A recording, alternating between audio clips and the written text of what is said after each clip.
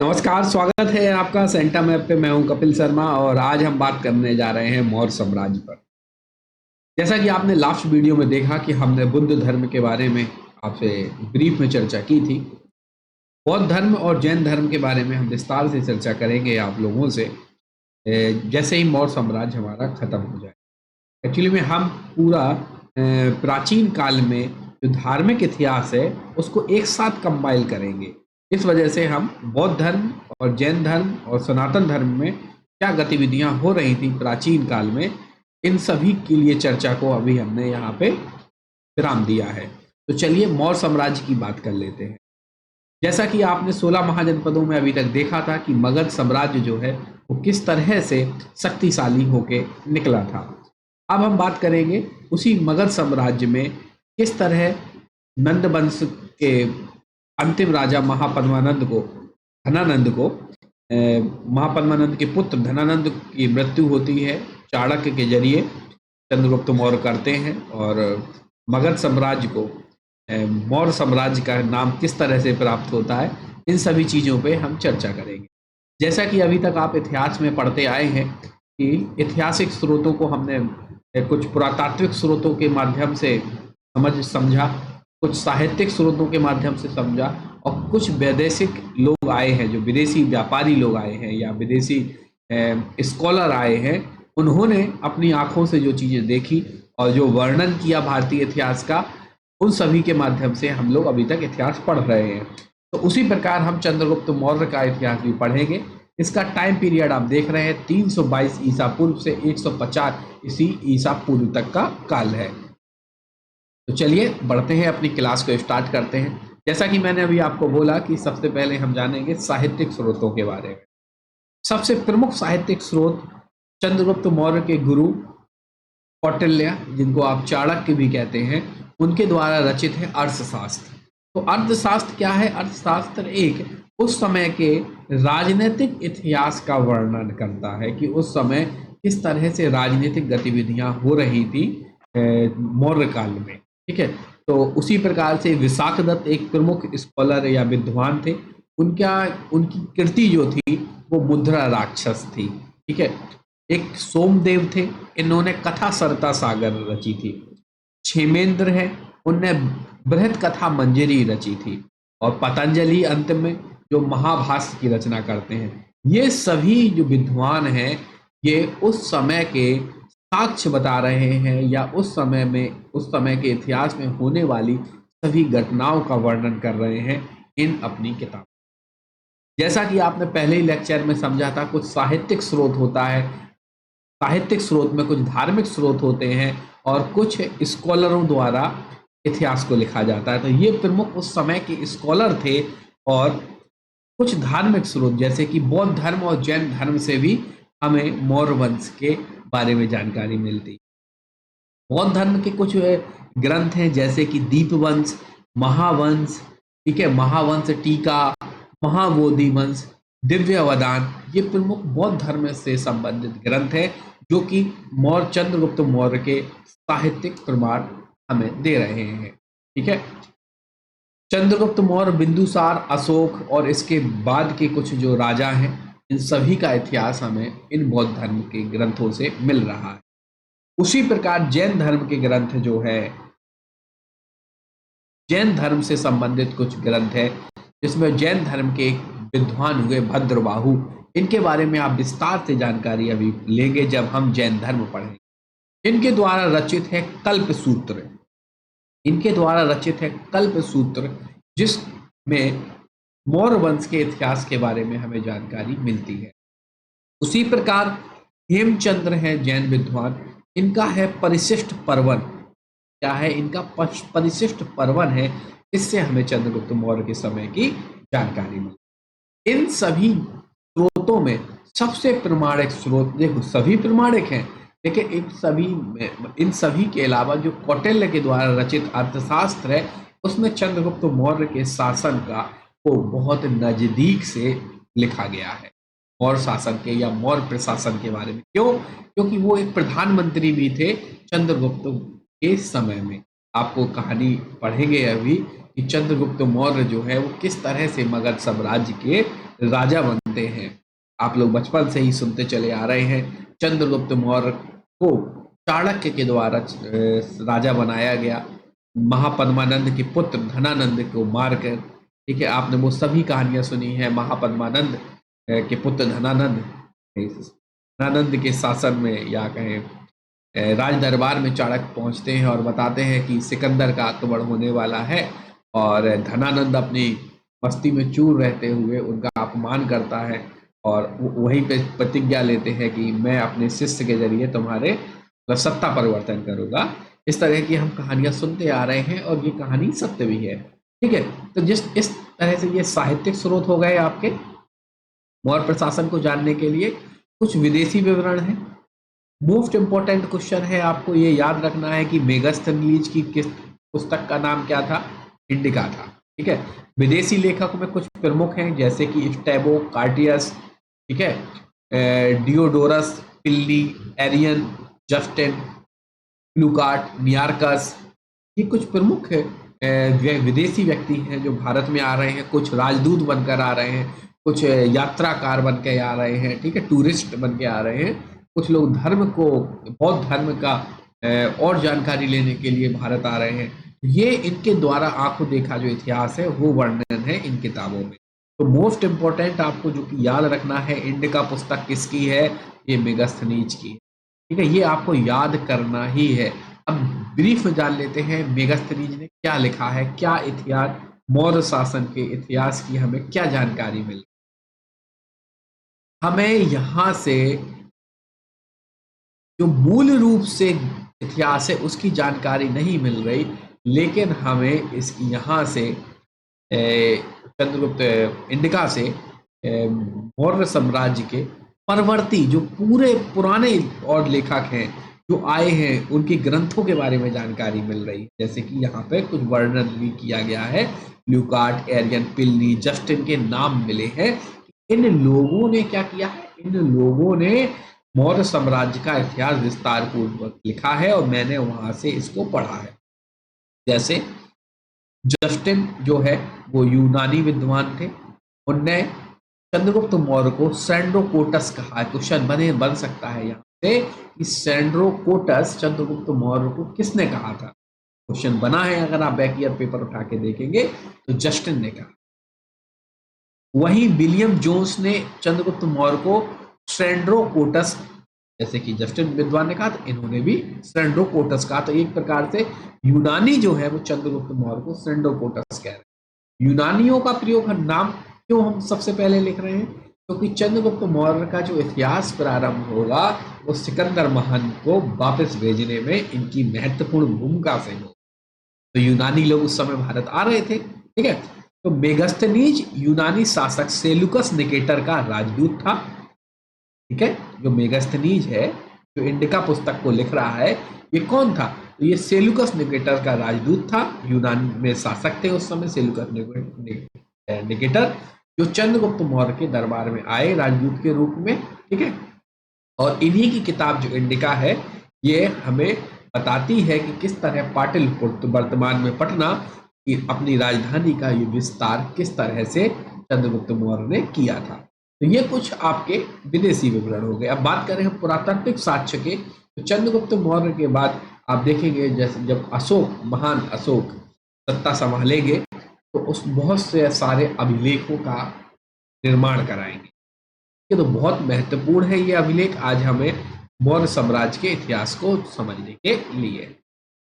अशोक ने 40 से भी ज्यादा अभिलेख बनाए हैं जो कि भारत, पाकिस्तान और अफगानिस्तान के विभिन्न भागों से हमें प्राप्त होते हैं। कुछ मोस्ट इंपॉर्टेंट अशोक के अभिलेख है, यहाँ पे हम ब्रीफ में बात कर रहे हैं। अभी हम सभी अभिलेखों की बात करेंगे अशोक के। तो अशोक के अभिलेखों के अतिरिक्त शक महाक्षत्रप रुद्र दमन का जूनागढ़ अभिलेख, जो कि गिरनार अभिलेख के नाम से उल्लेखित है या चर्चा में रहता है। ठीक है, ये भी हमें मौर्य साम्राज्य के बारे में। तो मोस्ट इंपॉर्टेंट यहाँ पे क्वेश्चन ये बनता है कि जूनागढ़ का अभिलेख किससे संबंधित है? तो याद रखिएगा मोस्ट इंपॉर्टेंट क्वेश्चन है रुद्र दमन से संबंधित, या गिरनार अभिलेख किससे संबंधित है? तो रुद्र दमन से। इस बात को याद रखना ही रखना है। ठीक है, ये मोस्ट इंपॉर्टेंट है। और जो अशोक के मोस्ट इंपॉर्टेंट अभिलेख है, गुर्जरा अभिलेख, मार्क्स की अभिलेख, इन सभी के बारे में अभी हम पढ़ने वाले हैं। ठीक है, और पुरातात्विक साक्ष्य के बारे में बात करें तो कुछ पंचमकार सिक्के हैं जो इसको हम आहत सिक्के बोलते हैं, कुछ मिट्टी के बर्तन हैं, कुछ तांबे और चांदी के हमें पंचमकार सिक्के मिल रहे हैं। तो इनसे भी हमें पुरातात्विक स्रोतों की से मदद मिल रही है मौर्यकालीन इतिहास। तो चलिए अब हम प्रारंभ करते हैं मौर्य साम्राज्य की स्थापना। तो अब वही कहानी आप सुन ही चुके हैं कि मौर्य साम्राज्य के संस्थापक कौन थे? चंद्रगुप्त मौर्य थे। इनके गुरु थे, राजनीतिक गुरु चाणक्य थे। इनके साथ मिलकर नंद वंशीय अंतिम राजा धनानंद को ये पराजित करते हैं और मगध में मौर्य साम्राज्य की स्थापना करते हैं। तो पहला क्वेश्चन बनता है कि मौर्य साम्राज्य की स्थापना की तो ये आपके चंद्रगुप्त मौर्य ने, ठीक है, किसके सहायता से की? ये आपके गुरु चाणक्य की सहायता से। ठीक है, तो आपको याद रखना है चंद्रगुप्त मौर्य और उनके गुरु का नाम। ठीक है, तो मौर्य वंश के संस्थापक कौन है? चंद्रगुप्त। किसको हराकर की? तो धनानंद को पराजित कर। और इनकी राजधानी कहाँ बनाई? इन्होंने राजधानी बनाई पाटलिपुत्र, वर्तमान में पटना का क्षेत्र। ठीक है, पटना शहर का जो क्षेत्र है वो पाटलिपुत्र। और पीपीटी में यही बात लिखी है, चंद्रगुप्त मौर्य मौर्य वंश के प्रथम राजा व संस्थापक थे। हाँ, चंद्रगुप्त मौर्य से संबंधित एक भ्रांति और एक कंफ्यूजन है, ठीक है, हमें नहीं, स्कॉलर्स हो, कि ये किस जाति के थे चंद्रगुप्त। तो किसी ने कहा कि इनका नाम था, इनकी माता का नाम था मूर, तो इनका पड़ गया सरनेम मौर्य। कुछ विद्वान हैं जो कहते हैं कि ये शूद्र वंश से शूद्र थे। ठीक है, और कुछ विद्वान अलग, मतलब जैन धर्म और बौद्ध धर्म कुछ अलग मत उपलब्ध कराते हैं। ठीक है, तो इन सभी चीजों को भी हम समझ लेते हैं। क्या है वर्ण व्यवस्था से संबंधित, क्या है इनकी जाति व्यवस्था से संबंधित मतभेद। मौर्य वंश के शासक किस वर्ण से थे, इसको लेके इतिहासकारों में मतभेद है। लेकिन बौद्ध और जैन धर्म जो है उन्होंने चंद्रगुप्त को मौर्य क्षत्रिय वंशीय, मौर्य क्षत्रिय कहा था। किन्होंने? जैन धर्म ने और बौद्ध धर्म के ग्रंथों ने। ठीक है, ऐसा इसलिए भी प्रमाणित लगता है क्योंकि चंद्रगुप्त के जो गुरु थे वो थे चाणक्य। चाणक्य जो है वर्णाश्रम समझ चुके हैं ना? ठीक है, अभी आपने वैदिक काल में पढ़ा था, उत्तर वैदिक काल में। ठीक है, तो वर्णाश्रम धर्म का पालन करने वाले प्रमुख व्यक्तियों में से एक थे। इस वजह से उन्होंने क्षत्रिय को ही राजा या राजत्व का अधिकारी चुना होगा। ठीक है, इस आधार पर यह बात प्रमाणित होती है बौद्ध धर्म की। ठीक, इस तरह चंद्रगुप्त मौर्य साम्राज्य, या कहें कि चंद्रगुप्त का राजाभिषेक हो चुका है और राजा के रूप में चंद्रगुप्त मौर्य गद्दी पर बैठ चुके। अब हम मौर्य वंश के प्रमुख जो शासक हैं उनके बारे में बात करें। सबसे पहले हम बात कर रहे हैं चंद्रगुप्त मौर्य की। ये बैठते हैं 322 ईसा पूर्व से 298 ईसा पूर्व तक गद्दी पर। और चंद्रगुप्त मौर्य चाणक्य की सहायता से बैठे, आप सभी जान चुके हैं। ठीक है, हाँ, और डीप में जानना है तो बस ये बात 322 ईसा पूर्व में गद्दी पर बैठे। ठीक है, और वंश और जाति से संबंधित विद्वान में मतभेद है। ठीक है, आप जान चुके हैं। ब्राह्मण साहित्य, मुद्रा राक्षस, विष्णु पुराण इन्हें क्या मानती है? शूद्र मानती। ठीक है, और फिर किस तरह से आपने समझा बौद्ध धर्म के दीपवंश, महावंश, इनको कैसे मौर्य क्षत्रिय स्थापित कर। ठीक है, तो आपको सारे के सारे कॉन्सेप्ट समझ में आ गए हैं कि अगर कहे कोई कि चंद्रगुप्त मौर्य शूद्र वंश से संबंधित थे तो कहिएगा हाँ। कुछ विद्वानों का मत है, जैसे जिसमें ब्राह्मण साहित्य, मुद्रा राक्षस, विष्णु पुराण है, जो इनको शूद्र मानती हैं, लेकिन बौद्ध धर्म और जैन धर्म इनको मौर्य राजवंश का क्षत्रिय मानते हैं। और ये बात इस वजह से सिद्ध होती है कि जो चाणक्य है वो वर्ण व्यवस्था का समर्थन करते हैं और प्रमुख पैरोकार है उस व्यवस्था के, तो जरूरी, मतलब वो जरूर क्षत्रिय वंश के व्यक्ति को ही चुनेंगे। तो वजह से बात भी जस्टिफाई हो गई है ना। अब बात करें, चंद्रगुप्त मौर्य आए हैं, सिकंदर महान जैसे सम्राट को इन्होंने वापस भेजने में प्रमुख अपनी भूमिका निभाई है। तो अपना सिंपल सी बात है कि अपने क्षेत्र का विस्तार जरूर करें। तो चंद्रगुप्त मौर्य के समय अगर हम बात करें तो आप ये बात तो जानते ही होंगे कि ये हमारा उत्तर है, ये दक्षिण है, ये पश्चिम है, ये पूर्व है, ताकि आपको अब बात समझ में जल्दी आ जाए। ठीक है, तो इनका जो शासन था वो उत्तर पश्चिम में ईरान फारस, उत्तर पश्चिम ये वाला है। तो ईरान फारस से लेकर पूर्व में बंगाल तक था, यहां से लेके यहां तक ये इस तरह से था। और उत्तर में कश्मीर से लेके दक्षिण के उत्तरी कर्नाटक मैसूर तक था, यहां से लेके उत्तरी कर्नाटक मैसूर तक था विशाल, जो जिसको हम आज बोलते हैं ना अखंड भारत। ठीक है, तो अखंड भारत का आप मैप देखते हैं सोशल मीडिया में और अगर अन्य अन्य विभिन्न जगह, तो यही चंद्रगुप्त मौर्य के शासन का मैप दिखाया जाता है। ठीक है, और प्रमुख घटना क्या घटी चंद्रगुप्त मौर्य के शासन में? चंद्रगुप्त मौर्य के शासन में यूनानी शासक थे सेल्यूकस निकेटर। ठीक है, इनको चंद्रगुप्त मौर्य ने हराया और सेल्यूकस निकेटर से फिर संधि की। ठीक है, संधि में चंद्रगुप्त मौर्य ने, आपने पढ़ा होगा कि मगध साम्राज्य के उदय में महत्वपूर्ण भूमिका लोहे की और वहां पे जंगलों में पाए जाने वाले संसाधनों की थी। तो उस संसाधनों में एक प्रमुख संसाधन था हाथी।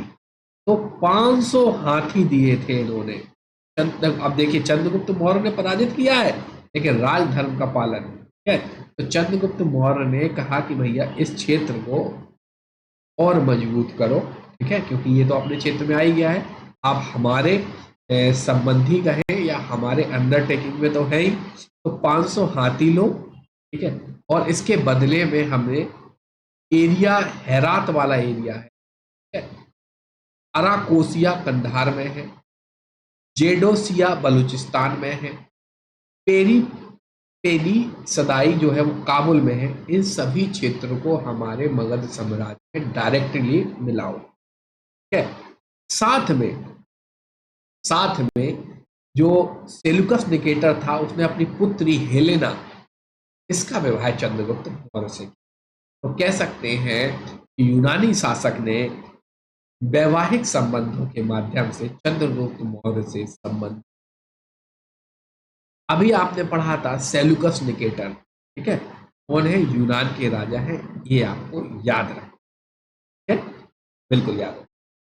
और सेल्यूकस ने अपने राजदूत मेगास्थनीज, आपने इनका पढ़ा था अभी, इंडिका। ठीक है, तो ये सेल्यूकस निकेटर के ही राजदूत थे। इन्होंने चंद्रगुप्त मौर्य को ये दरबार में अपना एक राजदूत नियुक्त कर दिया। यूनानी लेखकों ने पाटलिपुत्र को पोलीग्रोथा नाम से जाना। ठीक है, ये इतना इंपॉर्टेंट नहीं है, चलते हैं आगे और चंद्रगुप्त मौर्य के बारे में समझते हैं। बंगाल पर चंद्रगुप्त मौर्य का विजय हुआ, इसके बारे में महास्थान अभिलेख से हमें जानकारी मिलती है। दक्षिण में जो इन्होंने क्षेत्र में कब्जा किया उसके बारे में हमें अहनानूर और मुनानूर जैसे अशोक के अभिलेखों से जानकारी प्राप्त हो। सहगौरा का ताम पत्र जो गोरखपुर से हमें प्राप्त हुआ, ये मोस्ट इंपॉर्टेंट है, ये आपको याद रखना है। सहगौरा का तामपत्र और महास्थान अभिलेख, जो बोगरा जगह है पश्चिम बंगाल में, माफ कीजिए बांग्लादेश में, पश्चिम बंगाल जबान से निकल गया, बोगरा जिला है जो बंगाल में, वहां से भी हमें चंद्रगुप्त मौर्य के बारे में जानकारी मिल रही है कि किस तरह उस एरिया में अकाल पड़ा था, तो किस तरह से चंद्रगुप्त मौर्य ने उस एरिया के लोगों की मदद की। ये सभी जानकारी हमें कहाँ से मिल रही है? सहगौरा के तामपत्र अभिलेख से और महास्थान के अभिलेख। मोस्ट इंपॉर्टेंट जो रुद्र दमन का अभिलेख है, जिसको आपको जितना ज्यादा पढ़ सको आप पढ़ लीजिएगा, क्योंकि ये कुछ ऐसी चीजें हैं जहां से क्वेश्चन बनते ही बनते हैं। ठीक है, रुद्र दमन के गिरनार अभिलेख से हमें मालूम चलता है, जानकारी हमें होती है कि जो गुजरात वाला वर्तमान में एरिया है, सौराष्ट्र वाला एरिया है, इसको भी चंद्रगुप्त मौर्य ने क्या किया था, मतलब जीता था, ठीक है, और अपने मगध साम्राज्य में मिला लिया। ठीक, एक व्यक्ति है जिनका नाम है पुष्यगुप्त, ये राज्यपाल है एक्चुअली में चंद्रगुप्त मौर्य के, ये बहुत महान काम करते हैं सौराष्ट्र में। ठीक है, पुष्यगुप्त ये सुदर्शन झील का निर्माण कराते हैं। तो क्वेश्चन यहां से बनता है कि सौराष्ट्र में निर्मित सुदर्शन झील, या सीधे सीधे क्वेश्चन बनता है, सुदर्शन झील का निर्माण किसने कराया था? तो ये कराया था पुष्यगुप्त ने, पहला क्वेश्चन। दूसरा क्वेश्चन बनता है कि सुदर्शन झील का निर्माण किसके शासनकाल में हुआ था? चंद्रगुप्त मौर्य के शासनकाल में हुआ था।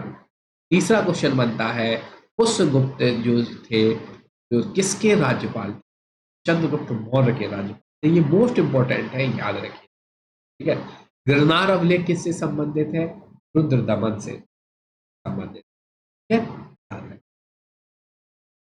चंद्रगुप्त मौर्य से संबंधित जैन मत के जो मानने वाले लोग हैं, ठीक है, उनका मानना है कि जैन धर्म को अपना लिया था चंद्रगुप्त मौर्य ने अंतिम समय में अपने, ठीक है, और इसकी जैन धर्म की जो दीक्षा दी थी वो भद्रबाहु ने दी थी, ठीक है, इस चीज को याद रखें। चंद्रगुप्त मौर्य जैत मतानुयायी थे।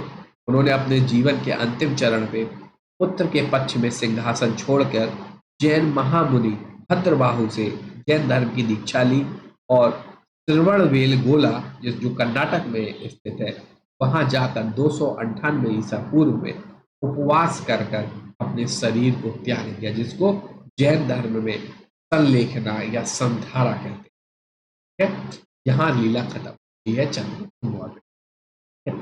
अपने पुत्र के पक्ष में इन्होंने गद्दी छोड़ी। उनके पुत्र कौन थे चंद्रगुप्त मौर्य के? बिंदुसार। बिंदुसार के पुत्र कौन होंगे? अभी आप पढ़ेंगे, अशोक, ठीक है। तो चलिए जानते हैं। अब बिंदुसार सत्ता में आ गए हैं 298 ईसा पूर्व में, 273 ईसा पूर्व में। एक्चुअली में कहा जाता है कि चंद्रगुप्त मौर्य के समय में बहुत भयंकर मगध में अकाल पड़ा, ठीक है। अकाल पड़ने पे भद्रबाहु और ये सारी चीजें जब आप जैन धर्म पढ़ेंगे तो वहां पे हम लिंकअप करेंगे, ठीक है। तो चलिए बढ़ते हैं आगे।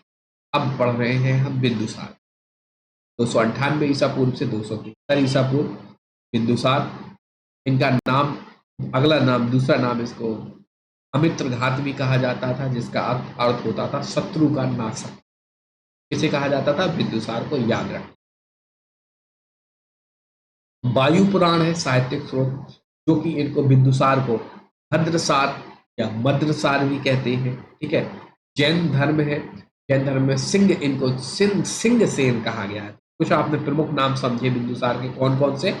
अमितघात, जिसका मतलब होता है शत्रु का विनाशक, और बिंदुसार को वायु पुराण में क्या कहा गया है? भद्रसार या मद्रसार, और जैन ग्रंथों में कहा गया है क्या? सिंह सेन, ठीक है। बहुत सारे नाम हैं, ठीक है, जैसे कि मतलब विभिन्न विभिन्न नाम, अलग अलग लोग, जैसे यूनानी लोग होंगे तो अलग नाम देंगे इनको। ये जो प्रमुख नाम आपको जानकारी रखनी है वो यही नाम, ठीक है। कुछ नोट करके बात यहाँ पे मैंने नोट की है आपको बिंदुसार को बताने के लिए। स्टैबो के अनुसार सीरिया का शासक एटिया योकस प्रथम ने टाइमेकस नामक एक राजदूत बिंदुसार के दरबार भेजा, जो कि मेगास्थनीज का उत्तराधिकारी माना जाता है। जैसे कि आपने अभी पढ़ा कि किस तरह चंद्रगुप्त मौर्य के शासन में टाइमेकस ने इंडिका के रचयिता, ठीक है, मेगास्थनीज को राजदूत के रूप में भेजा था। उसी तरह अब सीरिया के शासक है एटियोकस प्रथम, जो कि डायमेकस नाम के राजदूत को मेगास्थनीज के उत्तराधिकारी के रूप में भेज रहे हैं, ठीक है। बिंदुसार के समय पे अब देखो जागरूक, देखो जनता, आपने देखा पूरा इतिहास आप पढ़ते चले आ रहे हैं किस तरह से लोकतांत्रिक शासन था वैदिक काल में। उत्तर वैदिक काल में जनता का क्या हुआ है? स्वतंत्रताओं का थोड़ा सा पतन हुआ है, राजा शक्तिशाली हुए हैं। अब यहाँ पे राजा बहुत शक्तिशाली हो चुके थे। अब दो विरोध भी होंगे, ठीक है। बिंदुसार के शासन काल में तक्षशिला में दो विरोधों के बारे में जानकारी मिलती है। इनको दबाने के लिए बिंदुसार ने पहले सुसीम को भेजा और बाद में अशोक को भेजा, ठीक है। तो याद रखना, क्वेश्चन बनता है कि बिंदुसार के शासन काल में दो प्रमुख विद्रोह हुए थे, ठीक है। तो कहाँ हुए थे? तक्षशिला में हुए। किन किन को भेजा था? तो पहले विद्रोह को दबाने के लिए सुसीम को भेजा और दूसरे को अशोक के लिए। ये वही अशोक है जो आके महान अशोक कहना है, ठीक है। और जैसे कि अभी आपने पढ़ा, ठीक है, तो अब उसी तरह एथनियस नामक एक अन्य यूनानी लेखक है जो बिंदुसार के बारे में बता रहे हैं कि बिंदुसार और सीरिया के शासक थे एंटीयोकस, जिसके बारे में आपने पढ़ा अभी कि वो उन्होंने अपने एक राजदूत को भेजा था। ठीक है, तो सीरिया के शासक एंटीयोकस के बीच में मैत्रीपूर्वक पत्र व्यवहारों का की चर्चा होती थी, जिसमें भारतीय शासक बिंदुसार ने एंटीयोकस से कुछ वस्तुएं मांगी थी। क्या क्या मांगी थी? सूखी अंजीर, अंगूरी मदिरा और एक दार्शनिक।